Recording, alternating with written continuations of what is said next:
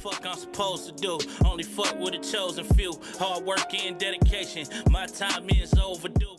What's going on, everybody? This is Hubb here with the Culture Brand, man. I got my boy, my brother, cousin in the building, man. What's going on? What it look like, Brody? Shit, man. How you feeling, man? You know, good. album just dropped. Just dropped my album today. Well, shit, today, but y'all probably watch this interview in a little Birthday while. tomorrow. Birthday tomorrow, 29.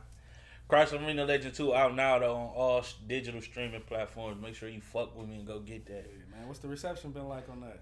Man, from what I've been told, bro, the streets been going crazy. Yeah. This is my first project I dropped in a year as far as official body of work. I've been doing like little freestyles and shit, but all day my phone and my notifications been slapping just off of. Bro. I remember I pulled up to the studio with you, man. I was hearing that shit. I'm like, oh, yeah, this shit is hard. Bro. It ain't it's not no normal trap rap or it ain't got a lot of auto tune and all that shit, like some real bars and shit. It was refreshing to hear some real bars, because I don't be consuming that much of that type of music no more. Like, especially now. Yeah. So what is Crisler Arena Legend? Like, where you get the name from? Like, where you get the inspiration from? Shit, I mean, just off emphasis of being from Ann Arbor, like most people don't really like. If you think Ann Arbor, you think of the big house, or you think of Crisler Arena Sports, U of M. And I grew up literally like 5 minutes away from Crisler Arena Legend, but just from a personal level, like creating a brand, I'm like, what could I create to make sure I'm memorable from a standpoint of doing something on a bigger scale, deeper in music. So I thought of something on a marketable base, even though everybody already know about Crisler Arena. Like, the Miss basketball team or Michigan sports, anything had like an influence on you? Yeah, off top. Like we all know about the Fab Five and shit, but just off the strength of myself, like I wanted to figure out, because you hear all about the Go Blues and the bring Ann Arbor back and shit, which is fine, but I just wanted to kind of develop a brand for myself to help set myself apart from all of that. So came up with the whole Crisler Arena Legend. Dropped my first installment of that back in 2016, and as things gradually grew for me as an artist, I began to kind of what would you call it, like embrace the whole Crisler Arena Legend brand. So I'm like, fuck it, I might as well just go ahead and lock in and come up with the album. So I did Crisler Arena Legend 2. It took me about a month. Took you a month. That was my next question. Like, how long did it take? It just took a month? Took about a solid month. I mean, you already had them written? Yeah, like, a couple of songs. Like, what's your process like? Do you come up with the bars before you hear the beats and then figure out what beat you gonna put that on, or you hear the beat then come up with the bars? I think with myself, like, I've been rapping for 15 years, so from a personal and creative standpoint, like, I'm more one of them dudes where, like, if I catch a vibe for it, I ain't gonna bullshit with it. So I may fuck around and chill in the room and come up with a song, but I got features on the album. So of course, like, when it comes to the features, me and the homies locked in the studio, but majority of it I already had. I'll say I had already about 60% of the album already done. When you started working, so you dropped it September 20th. It was done when I came in there. That was like August. So when you started working, the recording process was done. We was in the mixing and mastering process. So you just started that this summer, like? Shit, about July. Definitely, yeah. We started in July, like late July, because I dropped my first single at the end of August. So that's a whole month. Okay. Yeah, so I seen Spike's talking about that. He A&R'd it. Yeah. Yeah, so like what made you want to go ahead and have Spike's A&R? Like, I mean, really, it's just from my standpoint as an artist, like, and this go for anybody, like, if you got partners or close friends that's creatively on the same what would you call it, like same plateau and wave as you, like, you want their input from a marketable standpoint, but you also want the input from a creative standpoint. And I just made sure I did my part on a marketable standpoint, because I'm not to sound selfish, but I want to market myself because I come first.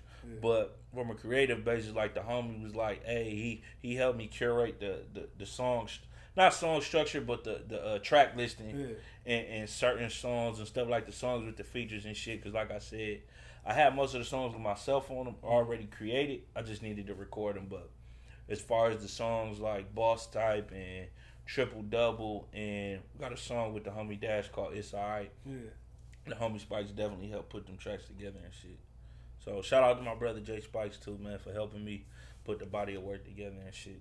In the game right now, it's like a lot of auto-tune, a lot of melodies, melodic rap and all of that, but you coming with the real bars, like you sticking to how I've known you to rap, you know what I'm saying? So, like, who are some of the artists that you listen to right now, or some of the inspiration that, you know what I'm saying, or even coming up, like, who is your inspiration?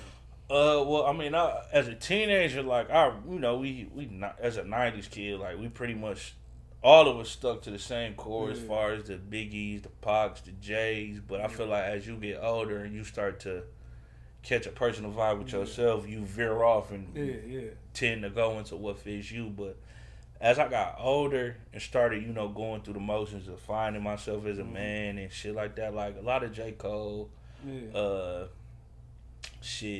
Electronica, as of now, everybody listen to Meek and shit. But I pretty much listen to a lot of different music. Like, I fuck around and you might catch me listen to some contemporary shit on some just laid back smooth shit. But as far as from a hip hop base, like, we got the Outkast, we got the Jay-Z, of course. You got the Cameron, because I feel like from an artist standpoint, Cameron don't get like the credit he deserves as far as like trendsetter. Yeah, he brought the sauce, like the new. You got the '90s sauce, but like early 2000s shit, I feel like Cameron definitely. The Rockefeller, the whole team was bringing.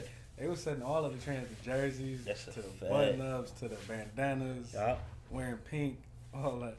So on Mud to the Marble, the song Mud to the Marble, I heard you was speaking to like your unborn child. Yeah. What was the inspiration behind that? Well, shit, I ain't got no kid on the way though. But you I feel like as an artist, man, when you want to be as creative and personal as possible, you always want to touch different bases. And I actually got the inspiration from that song from listening to a Tupac song.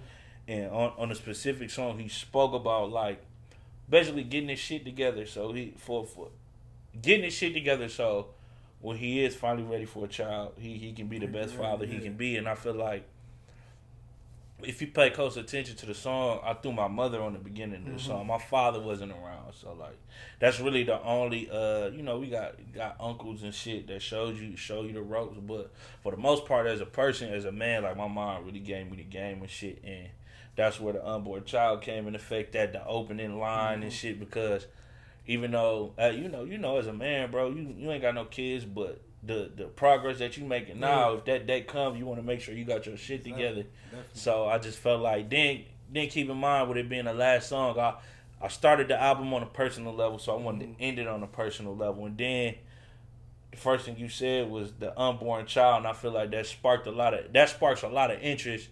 Cause motherfuckers is nosy anyways, but it's a conversation piece. Yeah. And if I be like I ain't got no kid or I ain't got no child, people gonna be like, well, what made you put that line in there? No, I think that song was hard, bro. That was probably my favorite song. My nigga, album, appreciate that.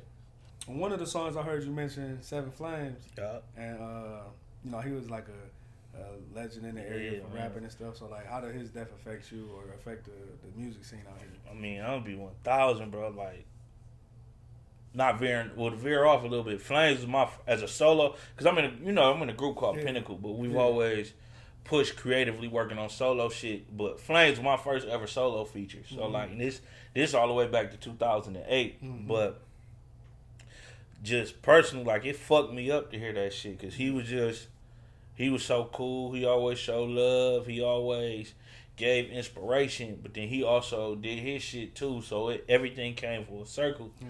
And when the city found out he passed, that fucked the whole city up. Yeah, it was that shit fucked the whole city up. And on a song that I think it was, like you said, it was South U. I just feel like going into the album, like I had to really put that out there, just to set a tone of going back to the Crisler Arena Legend shit. Like, nigga, this it's my project, but nigga, I'm representing us, nigga, straight. And that ain't no cap, that ain't no fabricating. That's just really just gonna get. Like, I do this shit for myself and my loved ones, but when somebody like you here, I want you to feel like you can relate to it, or you can even sit down and be like, damn, I fuck with that, cause I went through that shit, and me paying homage to Flames, like him having so much love, when motherfuckers hear that song, it hit close to home and everybody, you know. So rest in peace to the homie Flames too, man. I'm glad y'all got one done together, man. Facts. But so you got any artists or producers or something that you would want to work with out here, like even local and then eventually major, like? Locally, I mean, I pretty much got like a good relationship with producers as far as within the city. Mm-hmm.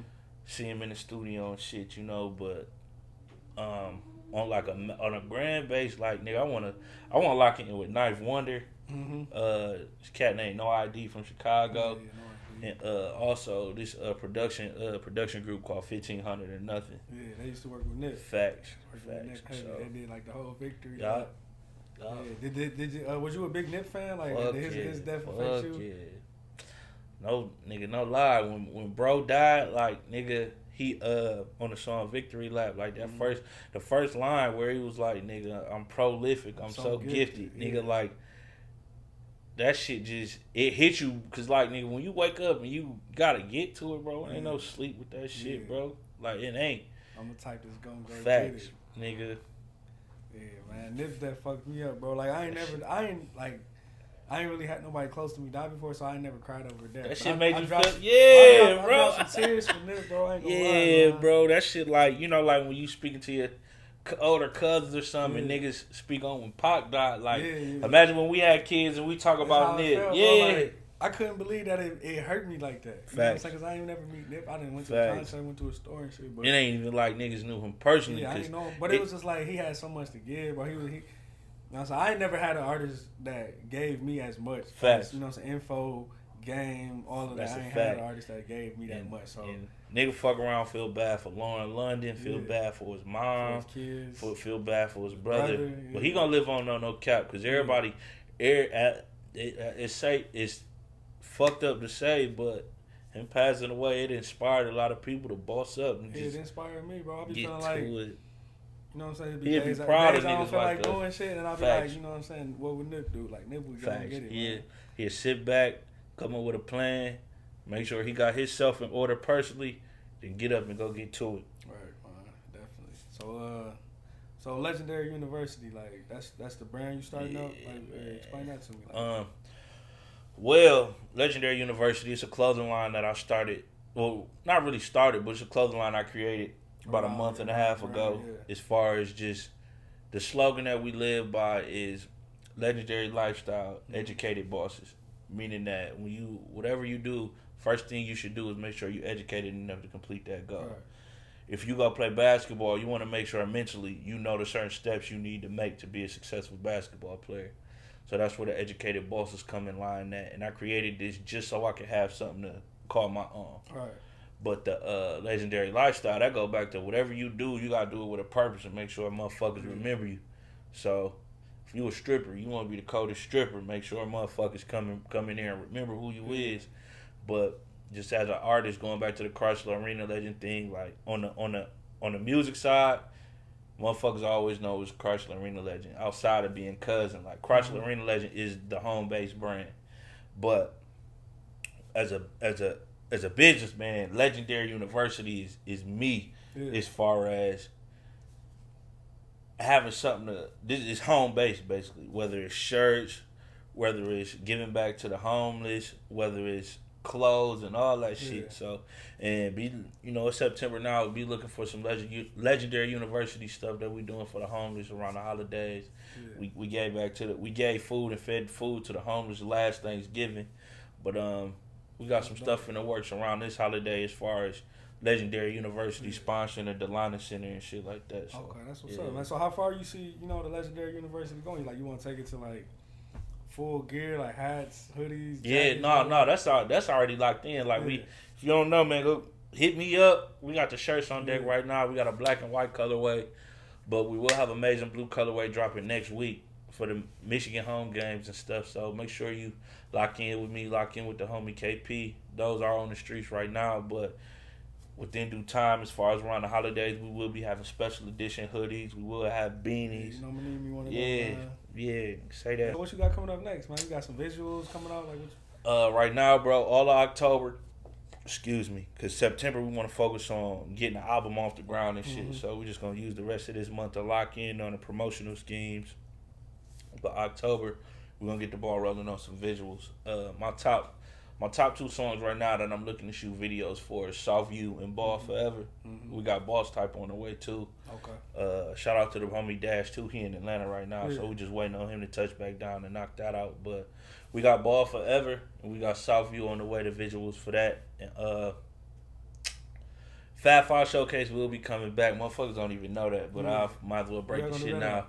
Fat Five Showcase will be back. We got 2 venues that we looking at, either the Blind Pig or we got a spot on campus called Hill Auditorium. Explain to them what the Fat Five. Shit, going back to the Crisler Arena Legend, man. So it's just basically I created the Fat Five Showcase in 2013, and it's a legit showcase. It's not where you see 30, 40 motherfucking artists on one bill. We got a distinctive 5 artists that we will be showcasing. We was doing it once every 2 months, but we took a huge break from it. But we're gonna revamp it right now, just off the strength of we have something to market it with. Right. But the Fat Five Showcase, man, is coming this fall, this winter. Be on the lookout. Any artists, hit me up. Fuck with me if you got some music. If you want to network, fuck with me. Sure, man. Appreciate you, man. Chopping it up. My nigga.